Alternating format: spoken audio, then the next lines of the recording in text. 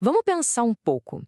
Entre 1964 e 1985, o Brasil viveu sob uma ditadura militar. Um período bem complicado, né? Liberdades civis foram suprimidas, a oposição silenciada. Mas, mesmo nesse cenário, a resistência encontrou um jeito de florescer. E é justamente isso que nos leva à questão central de hoje. Então, a pergunta é essa. E a resposta, olha, não é uma coisa só. Não foi um ato isolado. Foi, na verdade, uma reação que veio de todos os cantos da sociedade. A gente está falando de operários, estudantes, artistas, comunidades inteiras que se recusaram a ficar em silêncio. A primeira forma de resistência, e talvez a mais visível, aconteceu nas ruas. Foi o confronto direto, com mobilizações sociais enormes que desafiaram o poder do Estado de frente. E para entender como tudo isso explodiu, basta uma faísca. Em 1968, a morte de um estudante de 18 anos, o Edson Luiz, durante uma repressão policial no Rio de Janeiro, foi o estopim. A indignação virou um incêndio que se espalhou pelo país inteiro. E essa indignação se transformou nesse número aqui: 100 mil. 100 mil pessoas. Esse número simboliza a histórica passeata dos 100 mil. Imagina a cena. Uma multidão com estudantes, artistas, trabalhadores e intelectuais marchando juntos. Foi uma demonstração de força gigantesca contra o regime, um verdadeiro marco na nossa história. Mas não foi só nas ruas, com protestos, que a ação aconteceu. No fim dos anos 70, por exemplo, os operários da região do ABC Paulista cruzaram os braços. Fizeram greves enormes contra o arroxo salarial. E, em uma medida mais extrema, alguns grupos pegaram em armas, formando guerrilhas urbanas e rurais, por acreditarem que era o único caminho. Agora, a resistência também aconteceu num outro campo, o da identidade. Para muitas comunidades marginalizadas, lutar não era só um ato político, era uma batalha pela própria existência. E aqui a gente vê um retrato claro do conflito. De um lado, o governo tinha o Plano de Integração Nacional, com metas de expansão econômica, construção de estradas e hidrelétricas. Progresso, certo?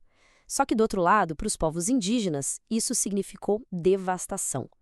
A construção da BR-174, por exemplo, rasgou o território Waimiri-Atoare, levando expulsão, violência e morte. Diante de tudo isso, os povos indígenas se organizaram e fizeram algo inédito até então.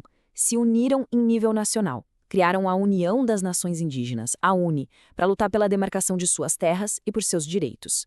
E essa luta deu frutos, como a eleição de Mário Juruna como o primeiro deputado federal indígena da nossa história, levando a voz deles para o coração do poder, em Brasília. E essa organização em duas frentes, política e cultural, também foi a marca da resistência negra. O Movimento Negro Unificado, o MNU, nasceu para combater a discriminação e a violência policial, mesmo com seus membros sendo perseguidos. E na cultura, que força! Movimentos como o Ileaie, o primeiro bloco afro de Salvador, e publicações da imprensa negra foram cruciais para fortalecer a identidade e o orgulho da comunidade. A arte também virou um campo de batalha. Com uma criatividade e uma inteligência impressionantes, artistas transformaram a cultura numa arma poderosa para criticar o regime e, principalmente, para driblar a censura. A música daquela época refletia bem as tensões do país. A gente tinha a MPB com suas canções de protesto que viraram hinos, tinha a Jovem Guarda com uma pegada mais pop e menos politizada abertamente, e tinha o tropicalismo, que propunha uma resistência cultural, quebrando padrões e questionando o comportamento da sociedade. E a engenhosidade dos artistas era algo inacreditável.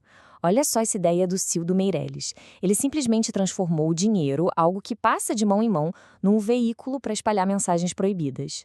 Ele carimbava uma pergunta como "Quem matou Herzog?" na nota e a colocava de volta em circulação. Uma tática simplesmente brilhante para furar a censura. E essa chama criativa se espalhou por todo lado. Nos palcos, o teatro de denúncia dava voz aos oprimidos. No cinema, diretores e atores desafiavam a censura com filmes que, muitas vezes, eram proibidos ou até destruídos. Em todos os cantos, artistas arriscavam a própria liberdade para contar a verdade sobre a ditadura. Então, quando a gente junta todas essas frentes de resistência, nas ruas, nas comunidades, na arte, e soma isso a uma crise econômica cada vez maior, o resultado foi uma força que não dava mais para segurar, empurrando o país na direção da mudança. Essa linha do tempo nos mostra a reta final do regime, um período em que o governo enfrentava uma crise cada vez mais profunda, enquanto a oposição ganhava força.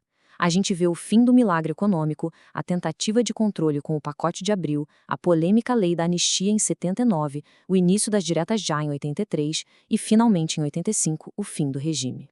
E essa lei da anistia é talvez o capítulo mais complexo e doloroso dessa história. Ao mesmo tempo que ela libertou prisioneiros políticos, o que era um clamor popular, ela também garantiu a impunidade para aqueles que cometeram crimes brutais em nome do Estado. Uma faca de dois gumes. 300 mil pessoas. Esse foi o público de apenas um dos comícios da campanha Direta Já em São Paulo, lá em 1984.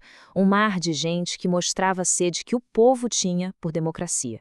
O Brasil inteiro clamava em uma só voz pelo direito de escolher seus representantes.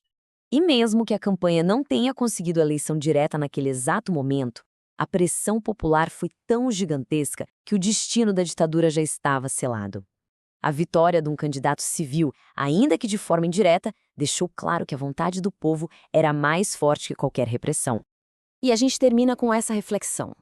Quando uma nação decide perdoar a todos, tanto as vítimas quanto os agressores, para conseguir seguir em frente, quais são as consequências? Como é que se constrói a memória e se busca a justiça depois disso? É uma pergunta complexa, e a verdade é que o Brasil debate o legado disso até hoje.